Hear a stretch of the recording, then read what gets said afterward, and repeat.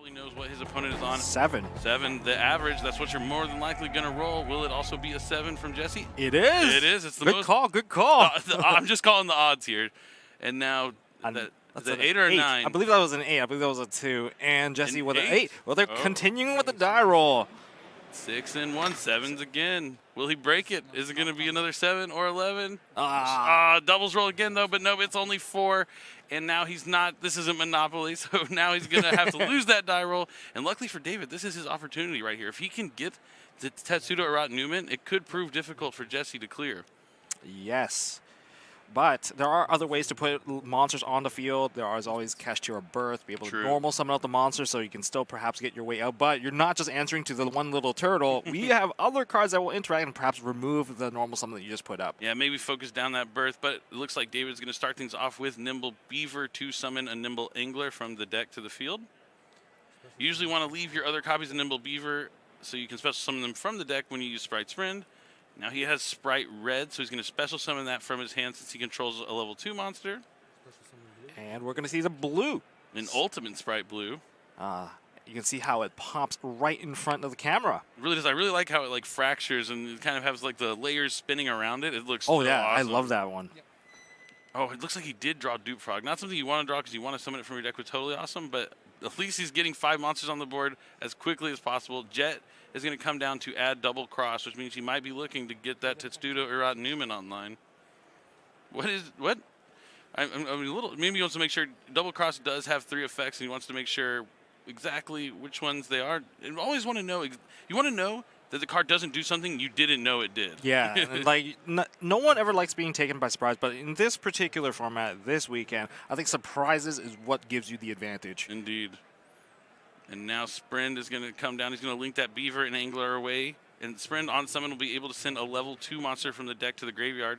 Going to go with Nimble Angler. And Nimble Angler, if it's sent from the deck or hand to the graveyard, will special summon 2 Nimble monsters, except Nimble Angler, from the deck to the field. So here come 2 more Beavers to the field. And that particular effect is not once per turn, which is why it's so good. And they're all in attack position, but I guess it doesn't really matter when we're going to use them as material. Just got to get rid of a few cards. We're going to go into a Gigantic Spright. Gigantic Spright effect. Yep, and this is where you can do a really cool play with this deck. So you can use the Gigantic Spright to summon Swap Frog. Then you use the Swap Frog effect to return the Nimble Beaver to your hand.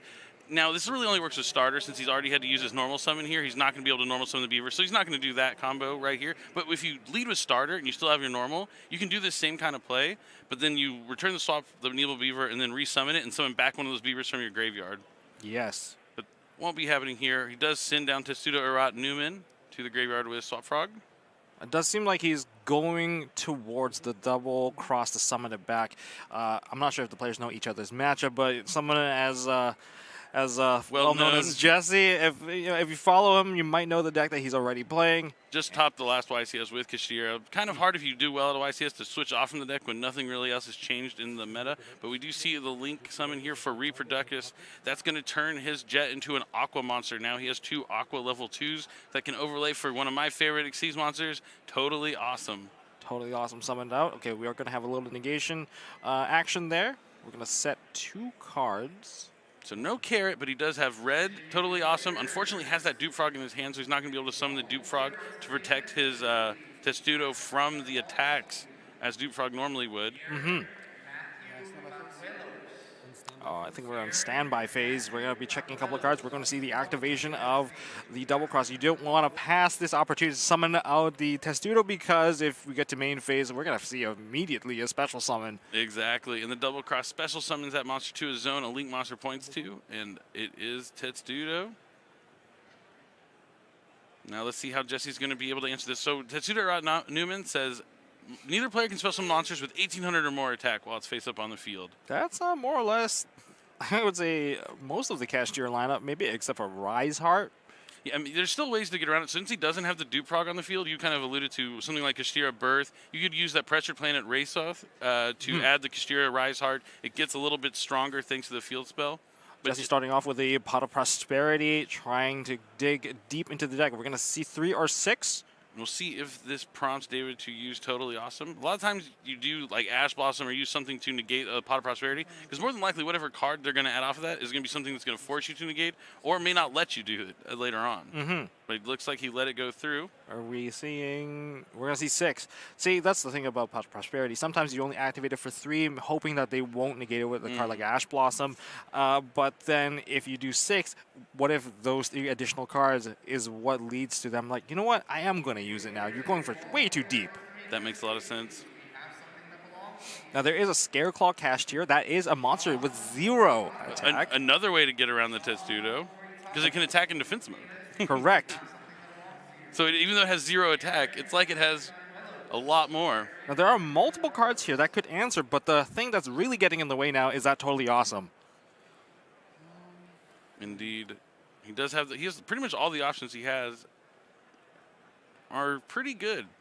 The Pressure Planet can get into the right side if he wants. The Scareclaw Kashtira can attack the Testudo and negate the effect. Book of Moon can force out the Totally Awesome, but then you're giving your opponent a Book of Moon, but he is going to go for Book of Moon. Perhaps he has other ways to answer his own Book of Moon if he has to give it to the other side. But we do see he's playing Pot of Prosperity and Pot of Desires in the same deck, which is pretty interesting to see. I mean, those two are kind of counterintuitive. Once you activate one, you can't use the other. Yeah, but you just have to depend. You just want to have one of those cards in your hand to make sure you're able to get your strategy online. So he's going to use the Totally Awesome effect to send the Dupe Frog from his hand to negate Book of Moon. And they're going to take. Yep. So now David has a Book of Moon set face down. Won't be able to activate it this turn, but definitely be useful. Oh, wow. Book of Eclipse have now been activated. I think this is one of the only ones I've seen at this entire event. And that's going to turn off basically every monster on the field. I'm surprised he used the Dupe from hand. He contribute off the Totally Awesome, add back a Nimble Beaver, still have another monster in his hand. Yeah, it is a bit interesting choice in terms of where we're going to pay that cost. Reproducus is to stay off face up on the field, though, but not a very threatening dinosaur when he has nothing else protecting him. Now that double cross is not going to be useful in this instance because there's no zone to summon to. And he also had to use the double cross to bring back the Testudo. That's right, that's gone. But he could still have Spright Smashers, maybe a Spright Starter. We know one of them is Book of Moon that he'll use later on. Now Fenrir is special summoned, and that's going to activate the effect to add Kashtira Rise Heart. Fenrir is not particularly the best opening monster. Usually you want to see a card like Unicorn. Unicorn maybe get into your spells. But we have a Rise Heart. Rise Heart can special summon out onto the field. And the level likely will change if we can get the effect off. And the effect luckily has a cost to banish a Kashtira card from the deck. See what Jesse decides to banish.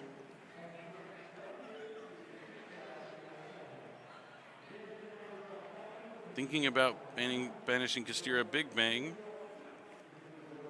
Yeah, Book of Moon, Book of Eclipse. See, this is what I was talking about. He could have. I guess it wouldn't matter if he negated the Pot of Prosperity or the Book of Moon, but still just an excellent opening here. Like it did give him the second card, right? The second card, so that it's not just you're just not going to be stuck under one card. You can at least get your chance to use that Book of Eclipse and make sure it resolves.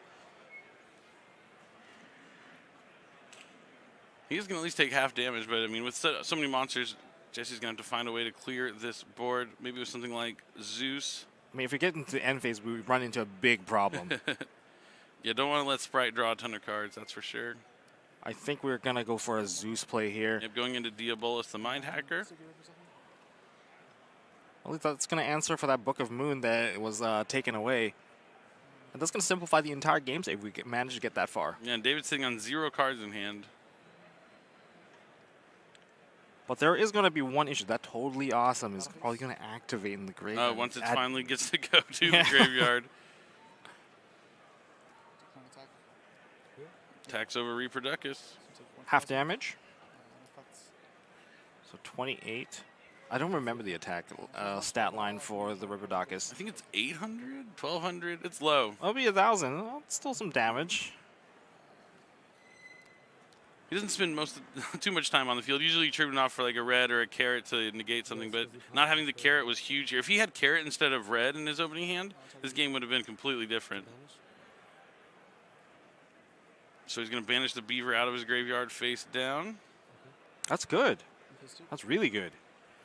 Yeah, gives him less options for this totally awesome. Now he's going to use the Diabolus effect to take a peek into David's extra deck and take a card out. I mean, you could take a card away like Gigantic Spright if there's only 2 copies. I mean, 1 copy. Mosquito, maybe? Mosquito would be also really, really good. It's a bit of a scary one when your opponent has maybe an opportunity to come back and attack, but I think you are right. It does look like Gigantic is going to be the target. There's a lot of Link monsters from what was revealed here, and trying to kind of counter Zeus is not going to be an easy option here. There's a Jin Buster still left, a Ninja Mosquito, and a Mannequin Cat. Well, there's also a Beanie Maru, so it's still full. But what are we going to look towards here?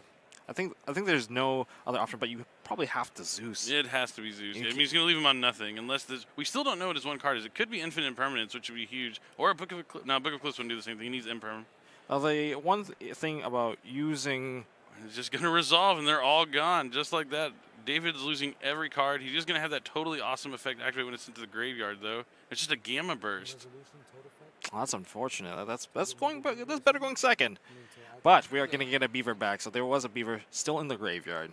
And there's also Nimble Anglers, which you can summon back as well. Yep, down but not quite out. Zeus is a great option for board breaking when you're going second. If you're able to Book of Eclipse into Zeus is pretty strong combo.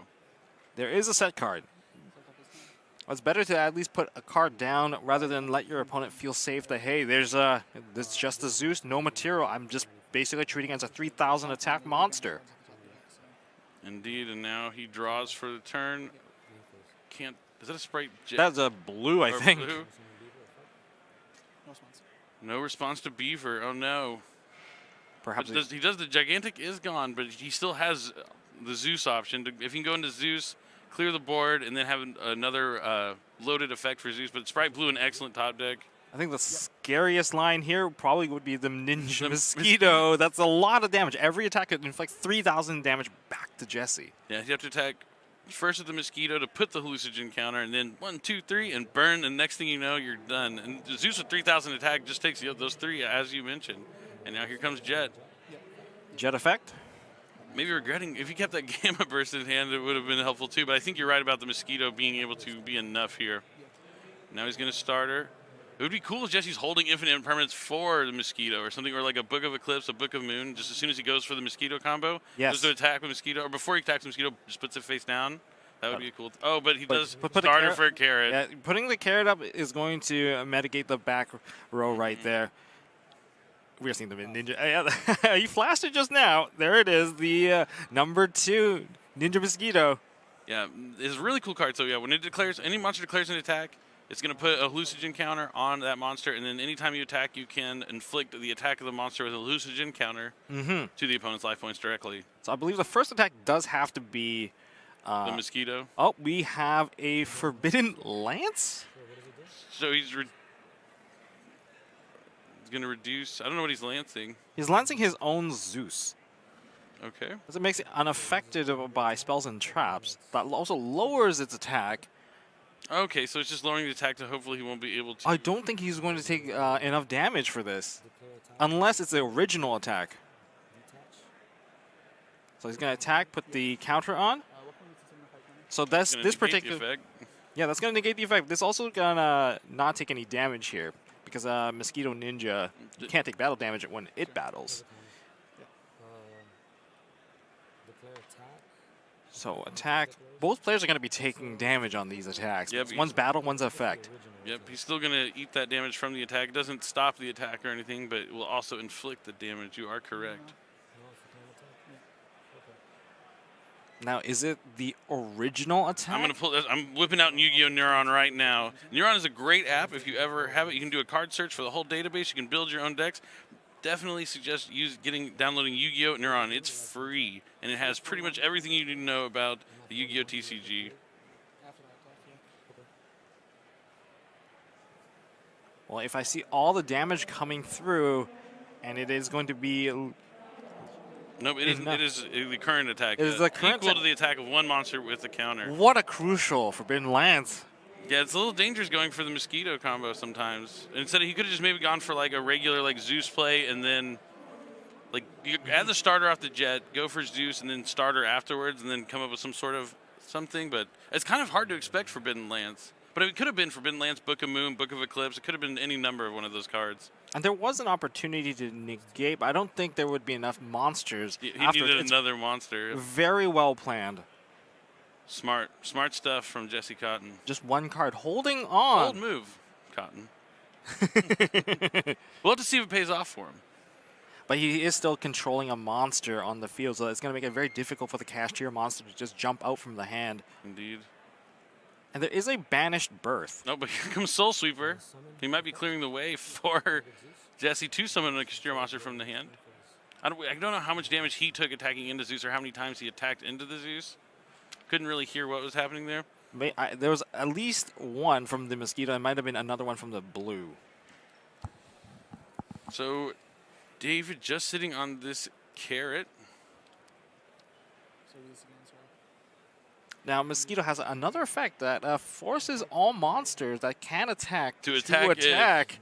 And that would also lead into more of a hallucination counter. I think this is the first time I've ever seen the Ninja Shadow Mosquito survive a turn, and then now you have to worry about that effect even. Yeah. Normally the game's over once you see it touch down.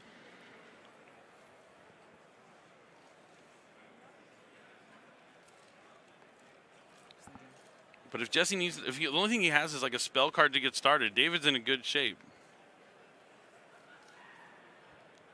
I'm wondering if Jesse is going to find a way to capitalize on his earlier investment of banishing the Kashtira Birth. But you have to basically play through that carrot first. And carrot, because the only other tribute options are extra deck monster, it would destroy it. Oh! Summons Kashtira Ogre. Effective Ogre. Ogre is going to be able to add a Kashtira trap card. More than likely Kashtira Preparations. It is Preparations.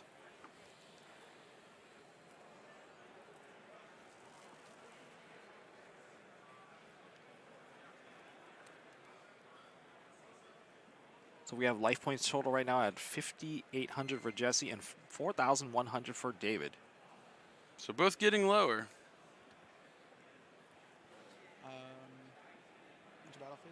Doesn't look like Jesse has any way to get to another monster just yet before he's going to go to... He can't do that. He has to attack the Mosquito. I believe he's forced to attack, but I'm not sure if he's forced to attack the Mosquito. I thought he had to attack the Mosquito. Let me pull it up. All monsters... Oh, no, it doesn't have to attack the Mosquito. It just has to attack in general. It's all in all-out attack orders. So not as strong as I was hoping for, but definitely taking down this carrot. Like I said, this is the first time I've ever seen Mosquito survive a turn. Oh, there's a Pot of Desires. Yep, had to get rid of that carrot before he's able to draw into some more cards. So we just potted, previous turn Pot of Prosperity, current turn Pot of Desires. They're not actually conflicting with each other. I wonder if he activated the effect. It's when an attack is declared. He could have put a hallucinogen counter on the Ogre. I did not see a material being detached. Yeah, so I don't think he did use the effect there. I mean, that is a pretty easy effect to overlook.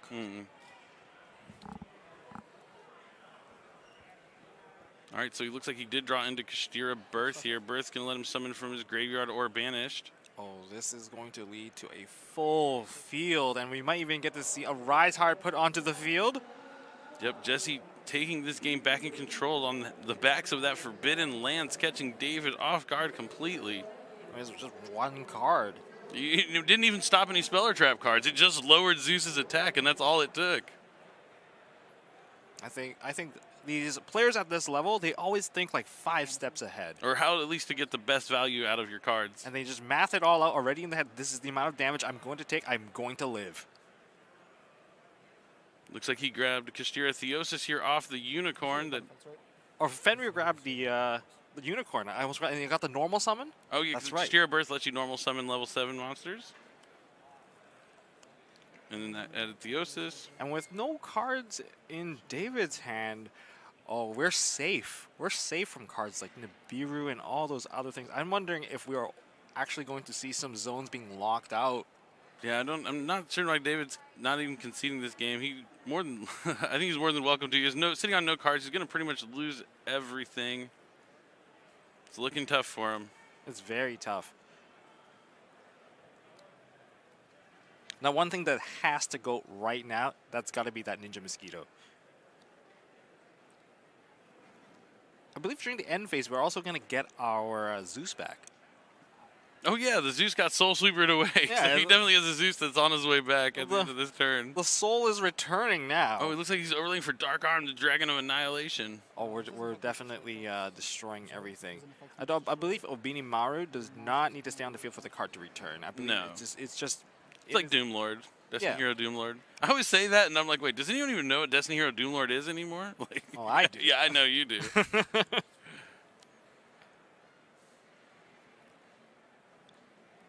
Oh, we're going to see the detach, and don't forget to get the banish.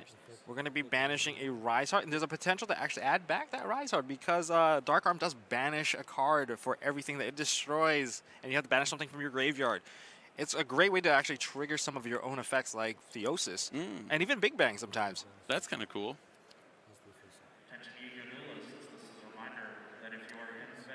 All right, he's going to use Dark Armed again to take down the Mosquito.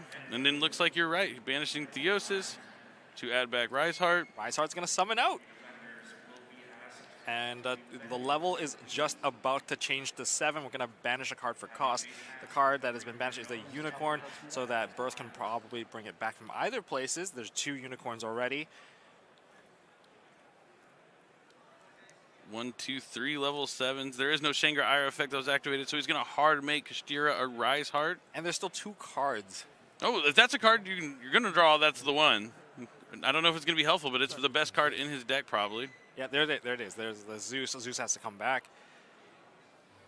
I mean, right now... There's no Gigantic in his extra, but if you can find... The starter cuts you off from Zeus. You also don't have Mosquito Ninja. We're going to see the turn pass. You must be under the impression he can't concede because... Which you can. You absolutely can concede in a feature match. And he's going to take a hit, and they are drawing their opening hand right now. Looks like you can see a little bit of Playmaker also. Oh, yeah. I love the background for the feature match stage is beautiful. All right, going to lead things off with the Dark Beckoning Beast. This is a level 2 engine we've seen used in a lot of Spright decks in the past. Not so much recently, but definitely a solid way to get to a Gigantic Spright or a Spright Sprint. This is a little reminiscent of a card on the FNL list, Ronin Toden. A little bit in terms of just wanting a level 2 monster every turn. That opening of the Spirit Gates is what's going to allow that to happen. But we do have an additional normal summon of a Fiend monster. But before we do that, we're going to special summon out a Spright Red just for a little bit of protection against monster effects. And we're going to see if we're going to be able to activate the Spirit. Now, I do see that he has Double Cross in his hand, but doesn't have he has Starter and Double Cross. So if he's able to get to Jet, he can now go for another starter this time. So he'll be able to starter out a Carrot to protect his combo, his turtle, Testudo Itat Newman. And if he has the Carrot out there, it won't be as easy as it was for Jesse to break that board with the double Book of Moon. Well, Book of Moon and Book of Eclipse. That's much harder. And we're going to see the starter play right now. Oh. And we're going to special summon out a Spright Blue. Yep.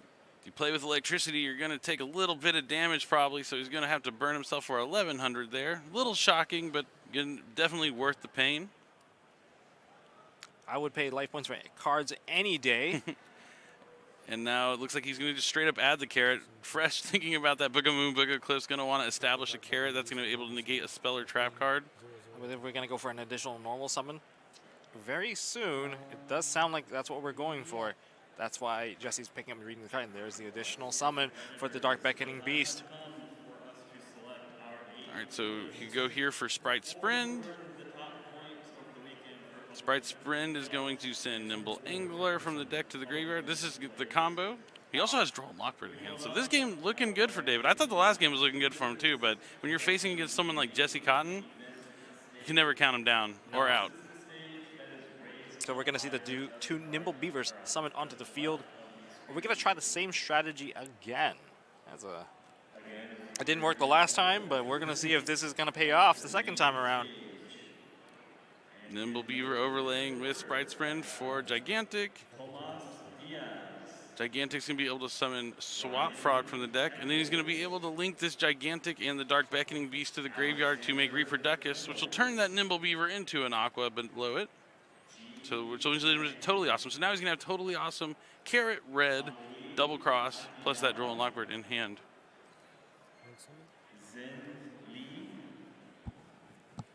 Hold on a second. Is that Sprint? That was just No, it was Link Summon? gigantic. Was it gigantic? Yeah, yeah. That was gigantic Sprint. Okay, that's good.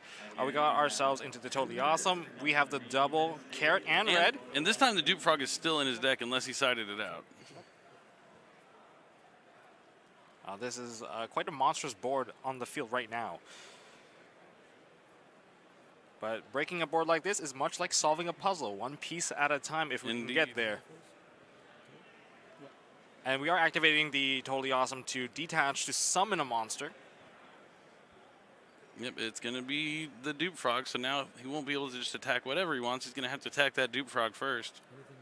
This is very difficult. Even Fenrir won't help you clear everything alone. You're going to need a lot more cards for this. And we are also in the standby phase. We're also going to activate Spright Double Cross.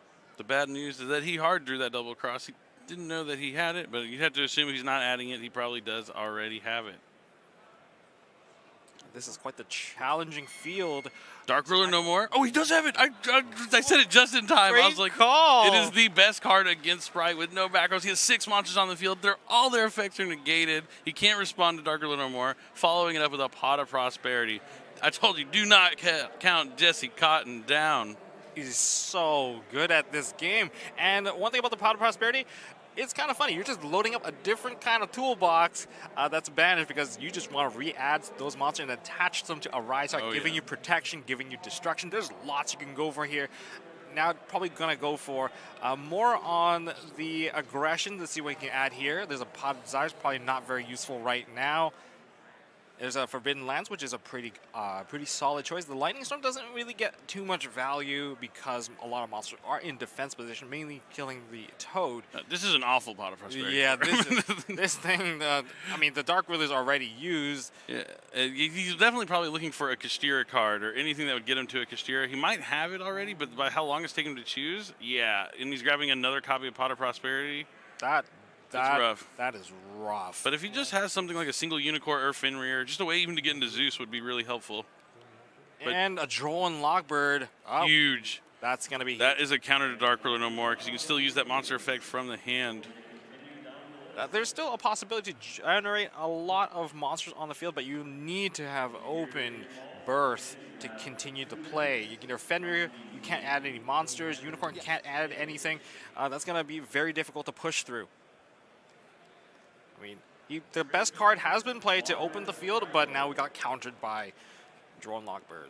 No damage, half damage, doesn't matter. Let's see if he has a Kashtira monster. Is there 3 Kashtira monsters is what I'm wondering. Fenrir, that's a start, but he's not going to be able to add a monster thanks to that Droll and Lockbird, but he might be able to clean up the field just a little bit. He can banish the Toad, so he won't be able to add back, but he might want to go after the continuous spell. Opening of the Spirit Gates. Into the red, banishing the Totally Awesome. Yep. Remember, the board is negated, so the Dupe Frog does not have to absorb the attack. And it banishes the Toad so he doesn't get to add anything back. Just one face down. He was definitely hoping that Pot of Prosperity would have been a little more useful. Sometimes even when you run all the numbers, the math just isn't going to work out for you. And just draws an Ash Blossom. But he has a full board. He has the Opening of the Spirit Gates. He can draw that Ash that he just drew to special summon back a Dark Beckoning Beast. Yep, that's... It almost feels like Ronin Totem. Once again, it feels the same way. Now, the Testudo Erot Newman effect is back online, so he won't be able to special summon anything with 1,800 or more attack unless he gets it off the field. But I think for a deck like Spright, it won't hinder a Spright player as much. There's Usually not too much that would really get blocked by this. And we're going to go into a gigantic Spright. That's the only monster I can think of that would use a Link monster as material. But can you go into gigantic while you have... Even when it comes out at 32? I'm pretty sure you can't. That is a good question. Maybe you're stuck with the Repodocus. Maybe you have to use the Dupe Frog, perhaps? That is still an option. But that means your extra monster zone is completely locked out. True. Maybe you can. I'm not... Yeah, maybe you can use the Repodocus. Because I guess his original attack is 1,600, so he's able to summon it. Oh, that is a good question. This is something I was wondering myself. Yeah, I'm not sure how this works. I'll have to see how the judge rules it. Because its original attack is 1,600. Yep, looks like it is okay to summon.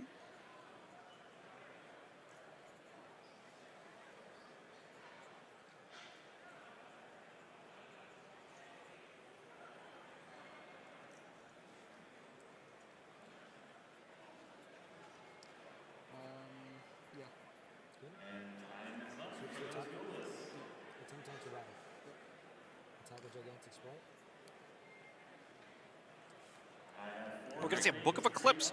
Book of Eclipse is going to be negated by Spright Carrot. Because the activation of Spright Carrot happened, we're going to see Fenrir activate in response. That's going to be in the new chain, and that's going to banish the Gigantic Sprite. That's a second Gigantic Sprite. Now that takes out all the Gigantic Sprites out of the deck now. Yeah, maybe a misstep here. Yeah, now he's just going to pass back to Jesse. Somehow Jesse not committing a lot into the board, but getting maximum value every time. Something like that. Yeah, I'm a little lost. I've got a little lost in this game, but now Jesse's adding, it looks like a Unicorn here with Fenrir. Now he can normal summon, but he can't special summon. There's the birth. There's the birth. That's perfect to be able to normal summon that Unicorn out of the hand. Unicorn's going to be able to activate the effect to add probably a Theosis. Now there's no negation from the Carrot. Carrot can only use level 2 for the cost, so Indeed. Theosis is here. Theosis is going to maybe have a little bit of a struggle, but Theosis can also be activated to summon a monster like Scareclaw Kashtira because it has 0 attack. That's still an option as long as, but we're going to go into battle phase. Battle phase, we're going to banish the problematic turtle. Testudo is now banished face down. That's going to open the board up completely now. And David F has no cards in his hand. This is going to be almost impossible to come back from. The monsters are just way too large. No more Gigantic Sprites. Yeah, this is rough. Ninja Mosquito is also taken out now. Not going to have a chance to come back with that card as well, thanks to Unicorn. Where was it? Sorry. Main phase 2. We're now into main phase 2. 25. And now you just have to just put the final nail in the coffin, so to speak. Yep, it's Kashtira Theosis targeting the Unicorn. That's going to spell summon a Kashtira monster with a different attribute from the deck to the field. I'm going to take a wild guess. It's going to be, yeah, that's going to be the one I was going to guess. But too quick for me. That's going to be a Rise Heart. Rise Heart because the Birth is still live. Birth can revive another monster. No cards in hand. Super safe now to perform all sorts of shenanigans here.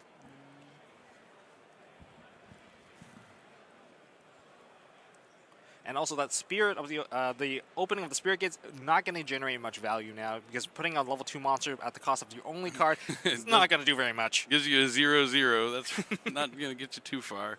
Now we're going to see an overlay for Shangri-Ira. Ooh, we are seeing maybe a little bit of zone locking. And going to banish the Fenrir from the deck with Rise Heart, and that's going to banish the top 3 cards of David's deck face down. Looks like he would have drawn a Droll and Lockbird. That would have just ended the game right away. And we are getting a zone locked out. That's going to be the, I guess you can consider it as one of your pendulum zones closest to the deck. The spell and trap zone closest to the deck. Indeed.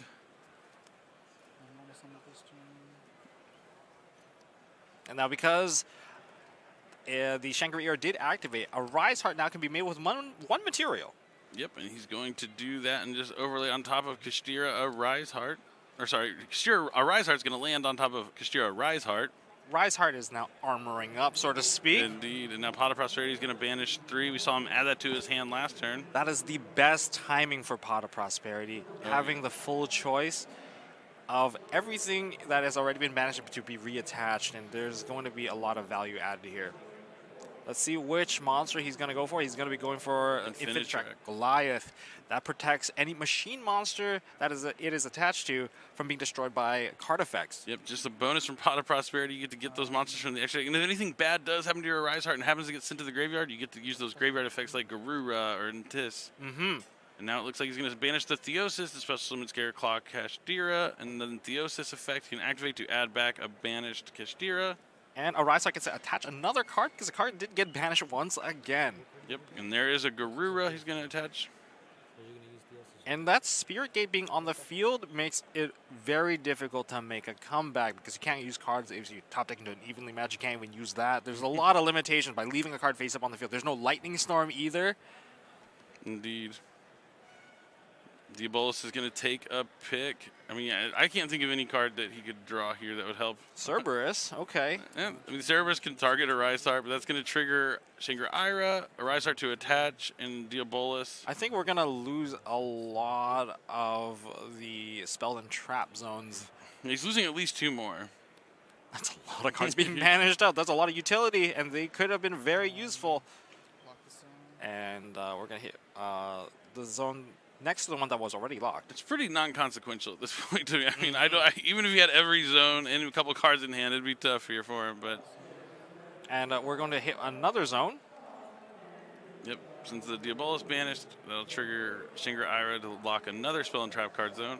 Now, one thing interesting about Jesse's extra deck is that he runs both Fossil Machine Skull Wagon and Fossil Warrior Skull Knight. And the reason why, rather than using Entis, for instance, is because Entis needs to trigger immediately, or these ones you can just hold them in the graveyard and just choose your perfect timing to just get rid of the card that you don't want to That's see pretty on the cool. field. I like that. And they're also just cool-looking cards. The Yeah. Fossil deck's actually... Fossil Fusion is a good card. Very frustrating to play against sometimes. Like, they just keep using it every single turn. Definitely, I haven't seen people like I haven't not played against it. It's been a long time, yeah. It's a fun deck. It's not like a competitive deck. Now it looks like Jesse's moving to attack mode, putting his monsters in attack, going for game. David is going to take it, and that's it. Jesse Cotton.